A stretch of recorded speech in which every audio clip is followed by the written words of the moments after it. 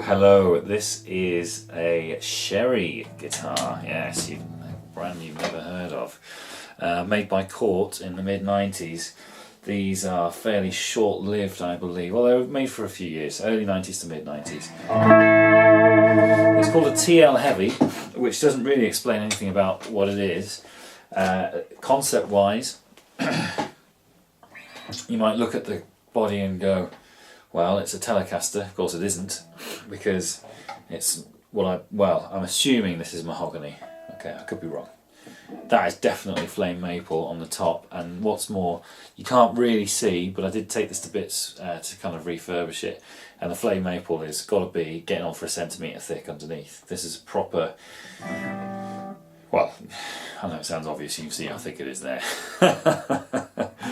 That genuinely is the thickness of the maple on the top. So they didn't skimp on the maple. Sometimes I think flame tops are just thin, paper thin veneers. The maple is definitely that thick. So twin humbuckers, flame maple top, assumed to be mahogany body. You're thinking Les Paul, but then you've got a trem vibrato system here, which has got quite a cool roller nut at the end here, so it stays in tune. That's the idea. So down to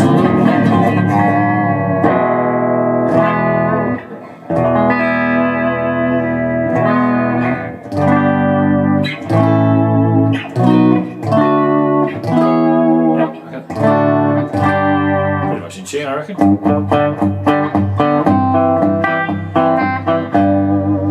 So it's a combination of the three main flavours of guitar, Tele, Strat and Les Paul, all rolled into one quite kind of cool package. Not light but not heavy necessarily either, and you've got a nice kind of tummy cut there. The woods look really high quality. The pickups, well, they don't have anything written on them. They look to me sort of like, I mean, I could be talking rubbish here, but did DiMarzio's do these kind of 90s style zebras that kind of look like that? Is there some reason why I'm thinking that, maybe? The plastics, I don't know if they were that colour to start with, but they yellowed quite nicely.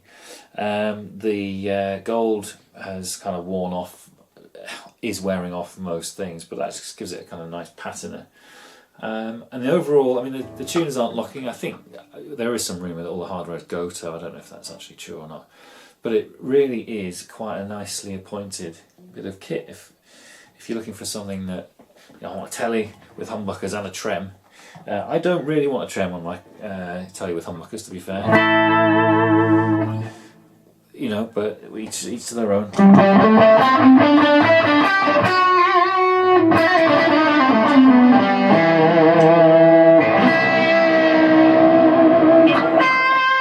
Let's try the neck humbucker.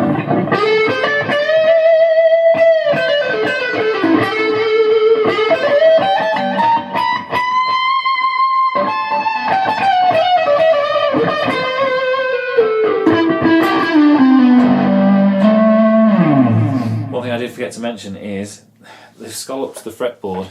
This is factory done, by the way. It comes with all guitars. All of these came with this. So 1, 2, 3, 4, 5 frets are scalloped right at the top end. It takes a bit of getting used to, really. You know, you're not actually touching the fretboard.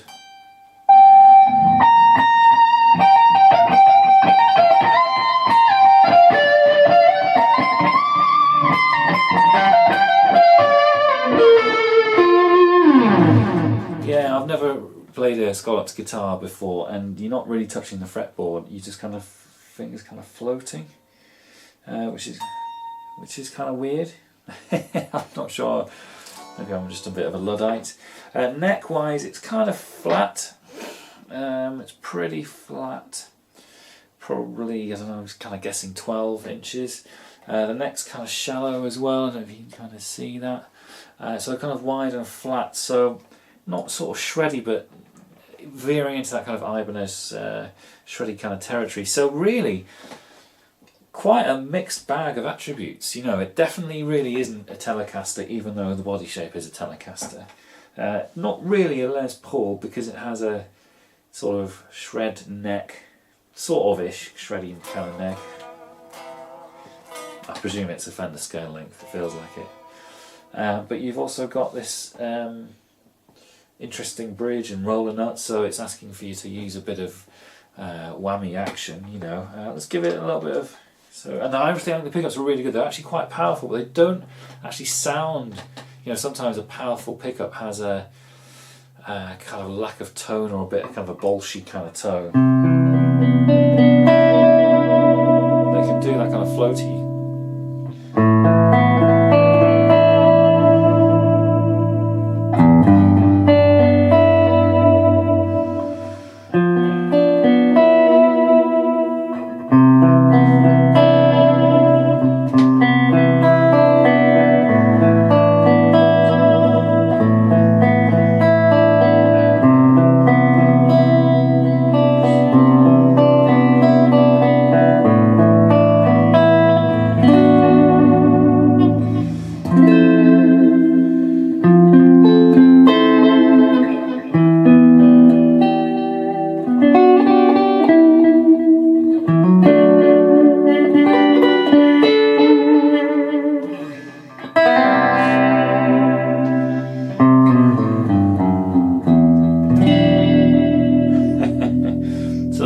The in-between setting, which is usually my favourite really on humbucker guitars.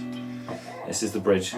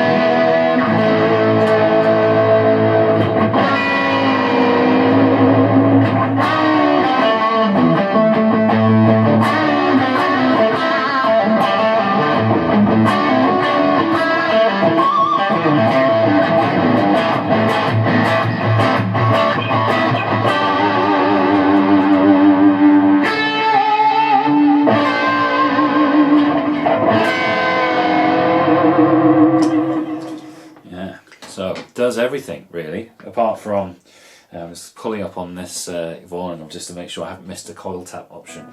But I think the pickups are in fact the whole package is really cool. The pickups are really good. The pickups I think are as good as anything. They for sort of high-ish output humbuckers, they have a lot of personality. They sound great with drive, and they sound pretty good clean as well. It's lovely. That's really clean. Just a little pull on the old trem arm and you've got some really nice kind of ambienty or almost kind of Gretschy type sounds. Built solid as a rock, high quality accoutrement or appointments, you can say. So Cheri, yeah. So there's some story on the internet, some high flying guitar entrepreneur designed these, commissioned them, I suppose you could say. And I don't think they kind of did very much. Well, I don't know. Actually, I'm saying that I don't really know, but you just don't really see very many of them. Presumably they were fairly pricey back in the day. I don't know how much they were. So yeah, let's give it a little bit of a rundown. Here we are, Cheri, Mon Cheri. I think they were called Chevy to start with, which surprise, surprise, they had to change because someone else had already thought of that name. So we get the flame popping. Yeah, that's cool. On the back. Now I'm just gonna say, could the thing actually be one piece of possible mahogany? It could be. Oh no, there's a joint in the middle, possibly. I don't know. I think there is a joint in the middle. Yeah, I think there's a joint in the middle. Two-piece mahogany back, I think. Yeah, little tilt control. It's got everything. Everything you can fiddle with. And I quite like these little string tree things, roller string trees. You know, they've really thought it through. You know. Let's just give it a little bit of. I'll just play around.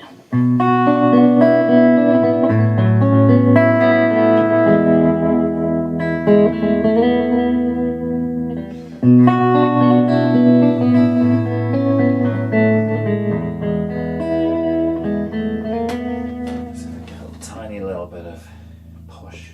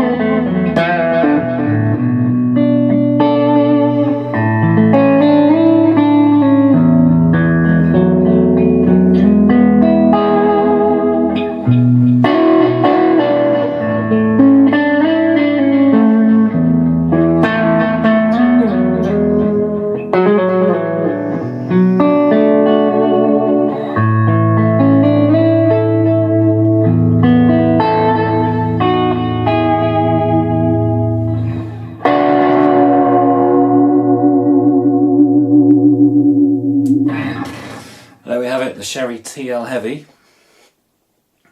Really, really cool. Serial number E, whatever that means.